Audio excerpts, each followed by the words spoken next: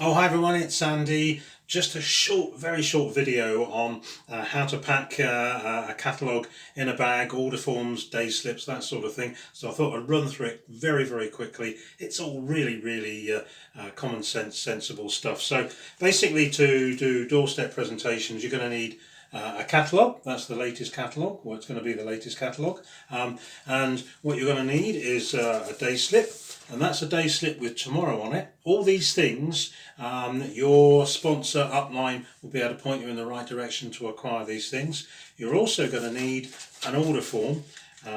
These come with the company, with the catalogues when you order catalogues. That's an order form.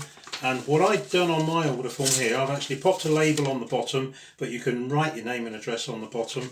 But I've also, with a felt tip, orange highlighter, I've put on there where the phone number is. Now the reason for that is when somebody orders, it's really useful to have their phone number. And that's a prompt that works really well. People see the highlight and they just automatically put their phone number on. It means you've got their phone number going forward, so you can tell them when you're going to be doing deliveries. If further forward, when you're building a customer base and you're dropping catalogues off to pick up on a particular day, you can text them the day before to remind them to pop it outside. So it's really useful having that phone number. So how do we pack the catalogue? Right, these are snappy bags. Your upline sponsor will tell you how to get those.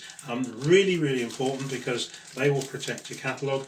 So you just pop the catalogue in the snappy bag, just like this. Here we go. So that's going into the snappy bag. You fold the order form. Keep it folded. Just drop the snappy bag, so bear with. Keep it folded, and it goes on the back of the catalogue. Now what we're doing is we're packing the catalogues in the same way. The reason we fold it is it actually allows more of the catalogue to be seen, and it keeps it nice and tidy. These order forms are slightly taller than the actual catalogues. If you put them unfolded in there, the tops actually get a bit roughed up, so when you're using them further down the road. So fold them, and also the day slip goes on top of the order form. So what you've done is you've actually packed the catalogue just like this, dead simple. Goes in there just like this, pop it in. There we go, so it's in there.